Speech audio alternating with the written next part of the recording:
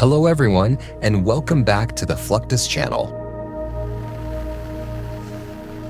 In Bangladesh, bamboo is more than a construction material. It is scaffolding, fencing, furniture, roofing support, market stall, and household tool. Huge quantities are cut in rural and forested regions, then moved toward towns where builders, traders, and craftsmen need long, straight poles. The challenge is distance. Roads can be narrow, muddy, expensive, or impossible for cargo that may stretch many meters beyond a truck. The old solution is the river. Across South Asia's river communities, water becomes a natural highway.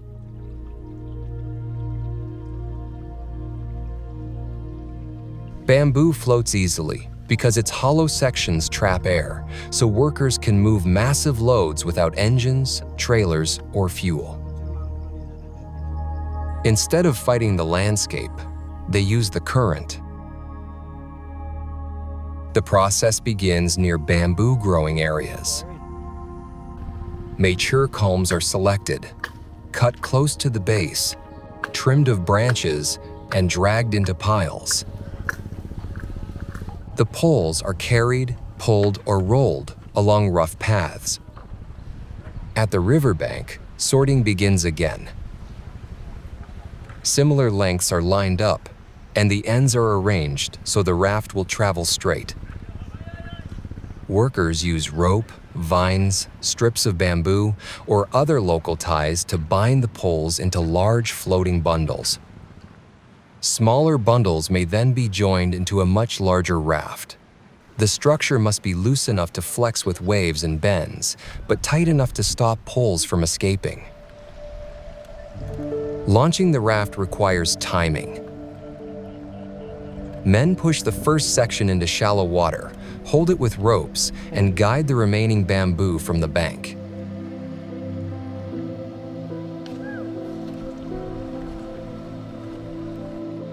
As the bundle floats, its size becomes clear.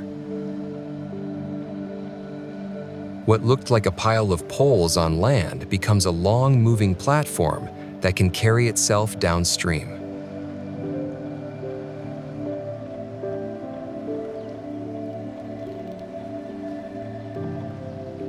Navigating the local river route demands skill. Workers may stand on the raft with long poles, sit on the front edge, or move along with ropes.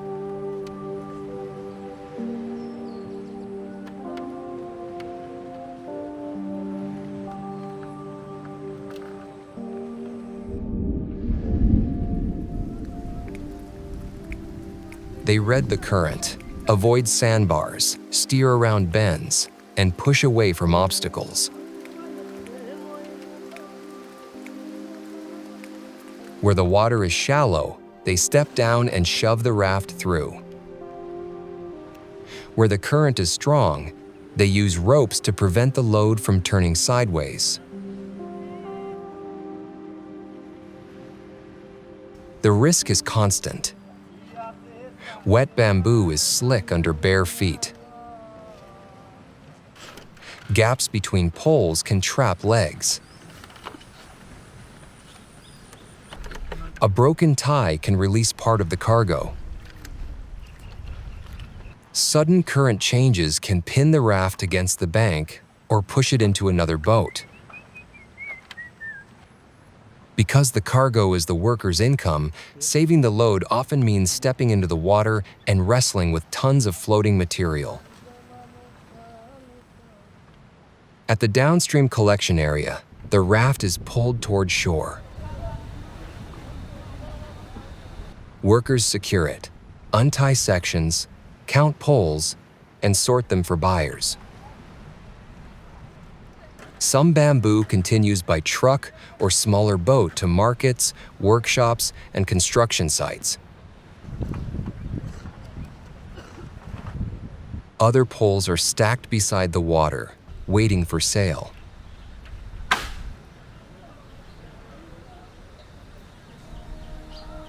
This system survives because it perfectly matches the location. Bangladesh is shaped by rivers, floodplains, and water transport. Bamboo grows where rural labor can harvest it, and the river carries it toward demand. The rafts can be valuable because one trip may combine poles from many cutters and small traders. A leader often keeps track of ownership, bundle size, and destination, while younger workers handle ropes and steering.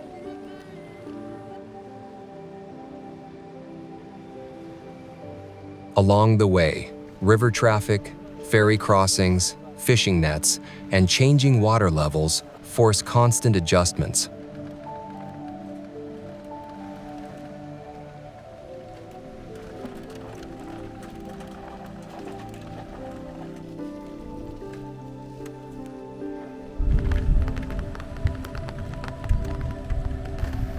During monsoon periods, the current can help the journey, but it can also make control harder.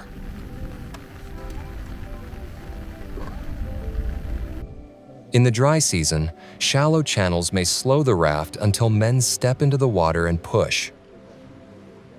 The river is free, but the labor is never easy.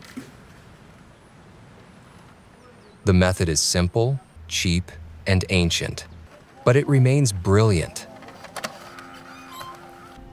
The material floats, the current supplies the power, and the workers turn a difficult logistics problem into a moving river of bamboo. In Indonesia, timber transport faces a different problem. The loads are shorter than bamboo poles, but far heavier. And the terrain can be steeper, muddier, and more broken. In rural logging areas, drivers use modified motorbikes to move logs from forest sites toward roads, yards, or buyers.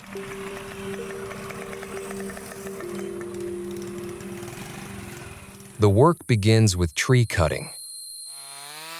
Workers choose a tree, clear the base, study the lean, and prepare an escape path. Cuts are made carefully so the trunk falls in the intended direction. After the tree is down, branches are removed and the trunk is divided into sections that can be handled by people and motorcycles. The cut ends are checked because uneven lengths make balancing harder.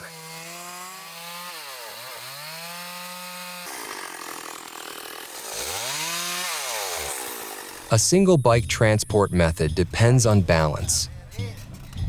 The motorcycle is often stripped, reinforced, and fitted with racks or side supports. The seat area, rear frame, or extended carrier may be altered to hold timber. Wider tires, stronger suspension, extra straps, and improvised guards help the machine survive tracks that would stop an ordinary road bike.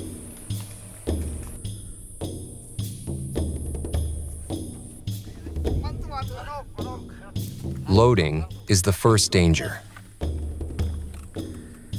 A log may weigh more than the bike itself.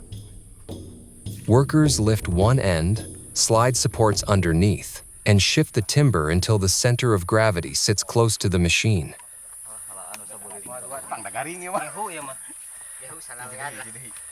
If it sits too far to one side, the bike can roll over before it even starts. Ropes or chains secure the load, but the driver still relies on body position and throttle control to keep everything upright.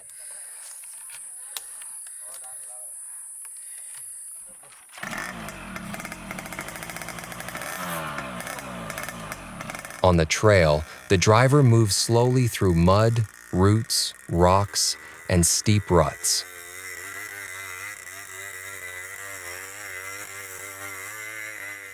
Momentum is necessary, but too much speed can throw the log sideways.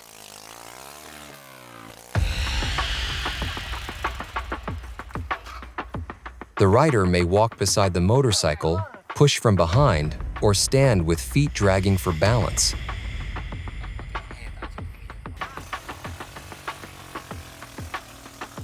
For many drivers, this is a living.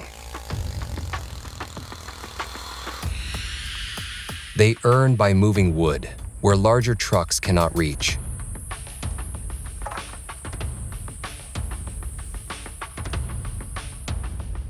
Skill comes from repetition, knowing which gear to use, when to lean, how to cross soft ground, and how to stop without tipping the cargo.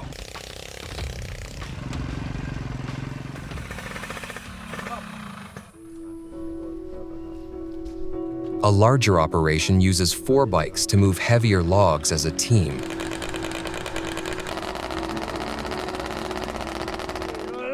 Workers cut and prepare a long trunk, then position motorcycles at different points along its length. Each bike carries or pulls part of the weight.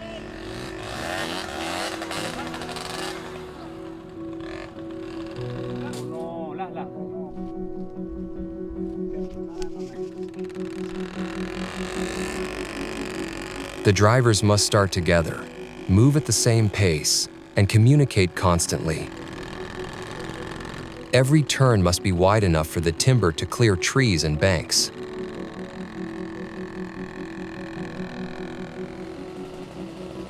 If one bike stalls, the log can twist and drag the others off balance. The terrain shapes every choice.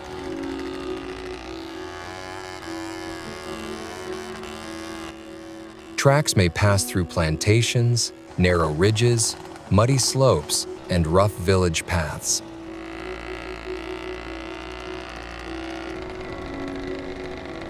Riders add wooden frames, metal brackets, or rope lashings depending on the cargo. The machines become half motorcycle and half logging tool. Teamwork also decides whether the cargo reaches the buyer intact.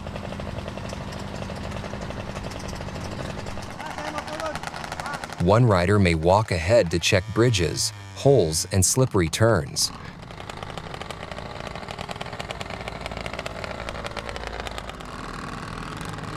Unloading is as risky as loading. The timber must be released gradually so it does not drop onto feet, damage the bike, or roll downhill. Workers use levers, blocks, ropes, and teamwork to lower the log into place. This Indonesian method looks extreme because it is built around necessity.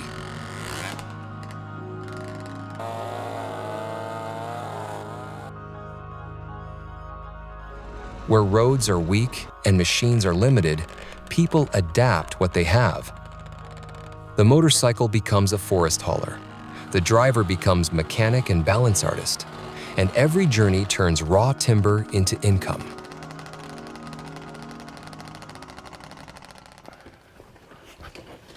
In France, an even older forest transport method survives.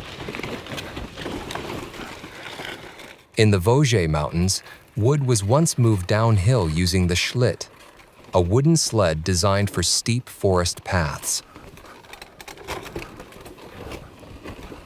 The technique, known as schlittage, allowed lumberjacks to bring firewood or logs from high slopes before modern roads and tractors reached many work sites.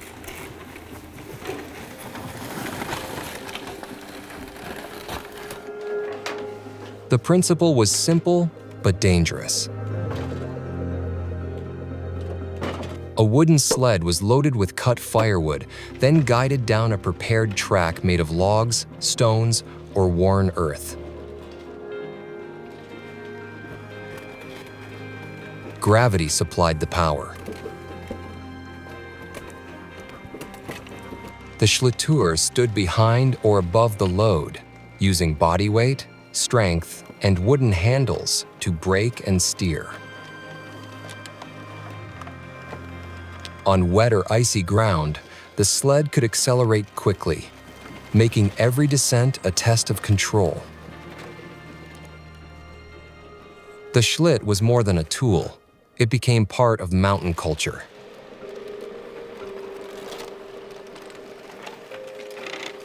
Wooden carts, sleds, and forest paths shaped the way communities worked with timber.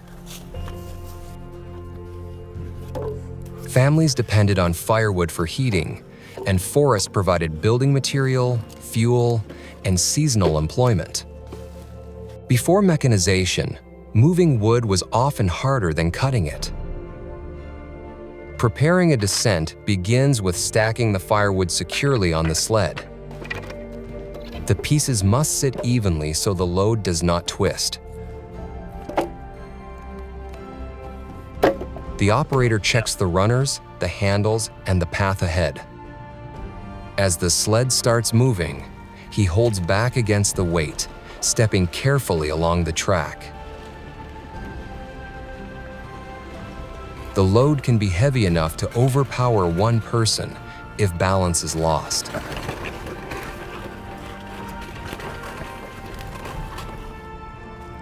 Ascending is different. Empty sleds are pulled back uphill by hand, sometimes along the same route.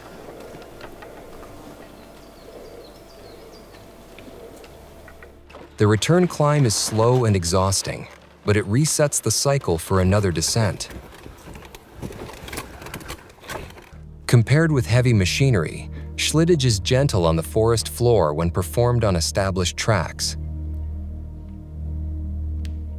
It uses human strength and gravity instead of engines, reducing the need for wide access roads. That is why demonstrations today present it as both cultural memory and forest-friendly tradition.